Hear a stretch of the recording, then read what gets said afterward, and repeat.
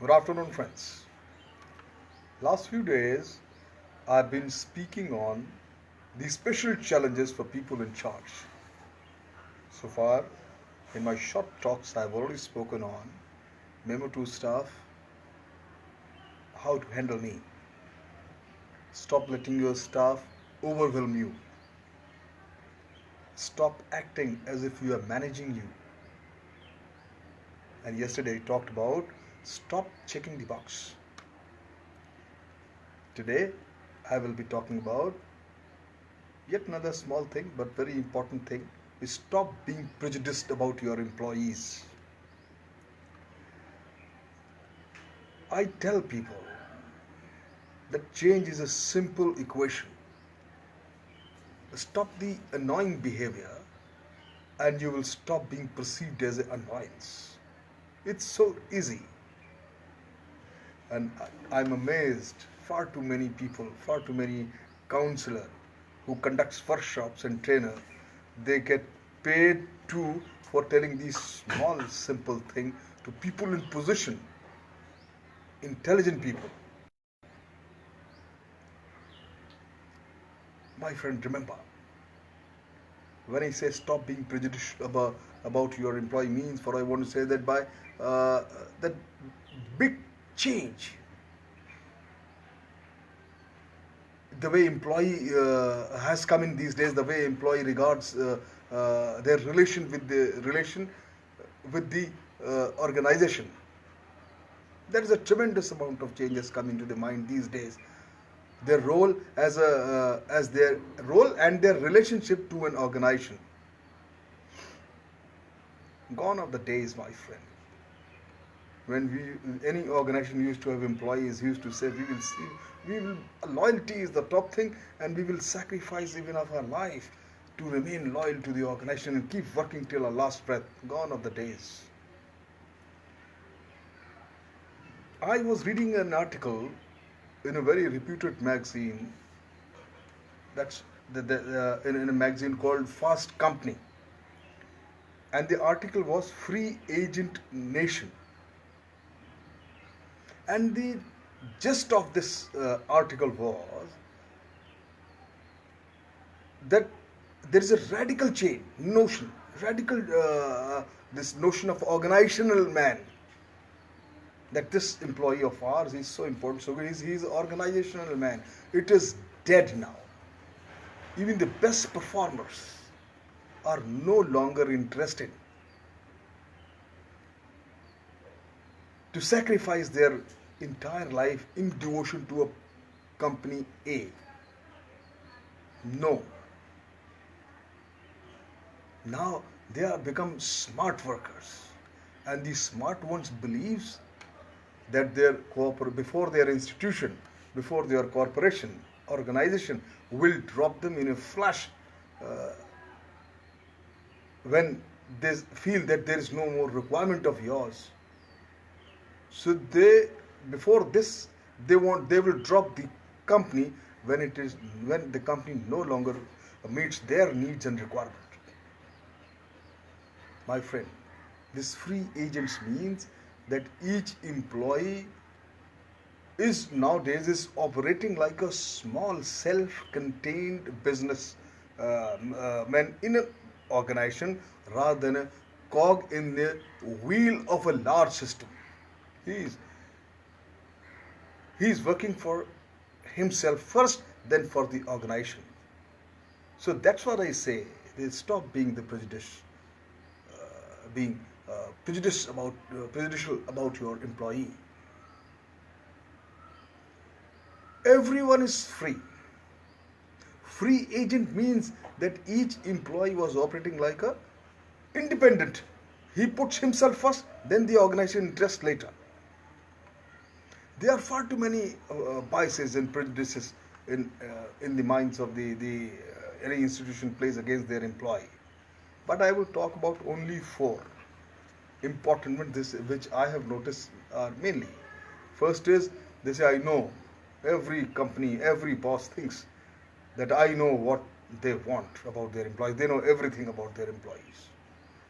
That's the biggest prejudice and very easy to understand. Money, I know, money is the key motivator for any uh, organization. Every boss thinks we are paying them well. When we pay them this handsome amount, they will bloody well work and they will do that. My friend, this is wrong understanding. The shelf life of a technology, a technical knowledge is continuously shrinking. So these free agents, they respond by moving to a new challenge that enhances their knowledge and ultimately reward them with better money or more money. What they do while he is serving in a particular institution, he will try to upgrade. Everything is changing, everything is dynamic. He's trying to upgrade his knowledge, acquire extra qualification, and he'll be continuously look out for a better proposition where he get more money, more satisfaction. So you having this prejudice and bias against the I know everything about my employee is a wrong one. Don't have that. Talented employee, you must have noticed there are far too many talented employees. They leave you suddenly and they join some other company even in a lesser money. It's because of this prejudice.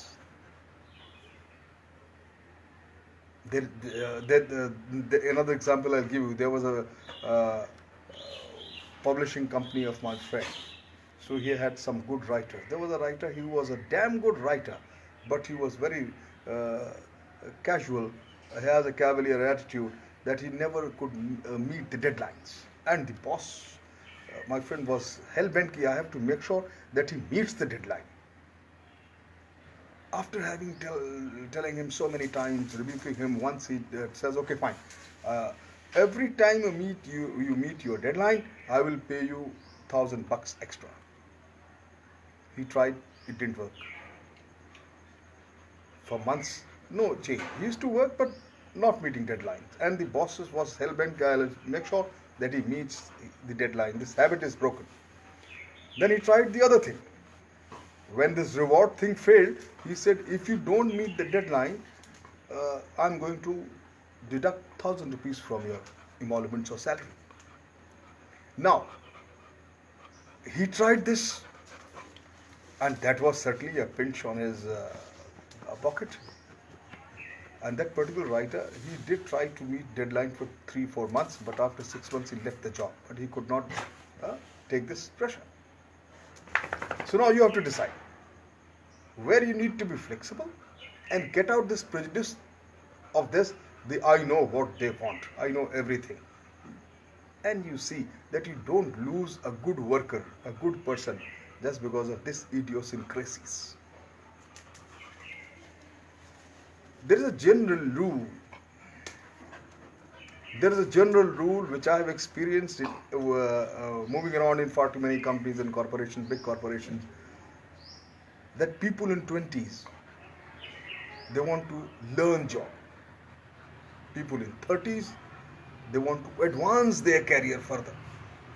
People in 40, they want to rule. Now they want to come to a place of position where they can give direction. They think they have acquired enough age and experience.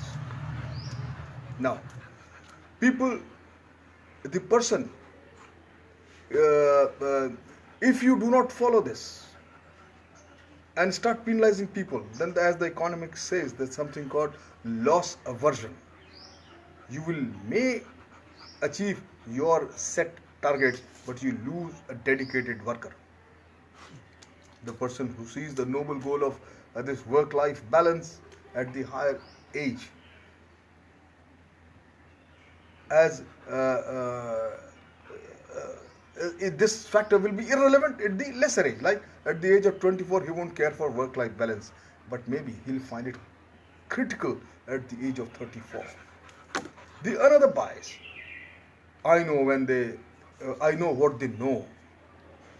These days when managers know how to do, those days, you see, the days of when managers know how to do every job in the company better than anyone else other is gone. The technicians, the skilled person, he's irreplaceable and he's indispensable. No manager can go and fix up the electrician's work. No manager can go and fix up the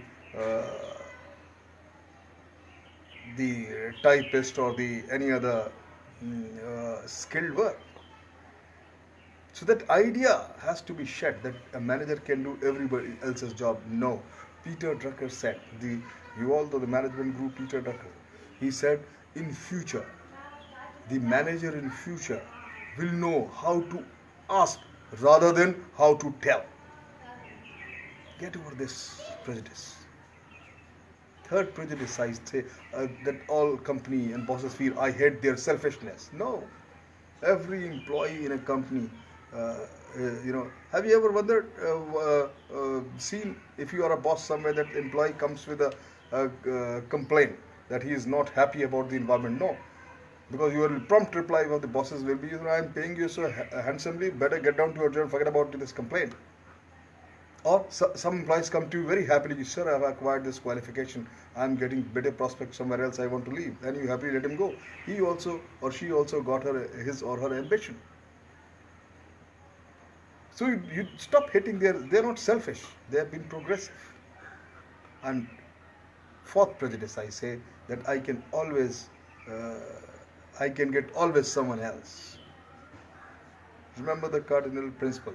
These days, knowledgeable worker, skilled worker are the most valuable things for any institution or company. All companies, all good institutions, they need the knowledgeable worker more than the knowledgeable worker needs the company. The skilled worker see themselves as a fungible asset, not as a dispensable commodity. Fungible asset is simple. If I leave this job, I get a better job somewhere else. Not as a dispensable commodity at the mercy of the institution's bosses whenever they feel like they can throw you out and replace with somebody else. Therefore, these days, in modern days, good HR and good bosses, CEOs in a company, they go for strategic alliances, not for the age-old traditional employment contract. And remember, my friend, if you get out these four prejudices, you will do better. And simple thing, in any institution, in any worker, the best manager, Peter Drucker says in his book, is very interesting. He said, any institution, there will always be 1/3 worker who will love you. There will be 1/3 worker who will hate you. And 1/3 worker who will be indifferent. So, the key, the professionalism of a manager lies that he will ensure that those 1/3 of people who hates him, they don't join hands with the 1/3 of people who are indifferent, because one employee cannot dislodge a boss, but many employees join together, they can not only dislodge a manager, they can even overthrow a good boss also. Thank you very much.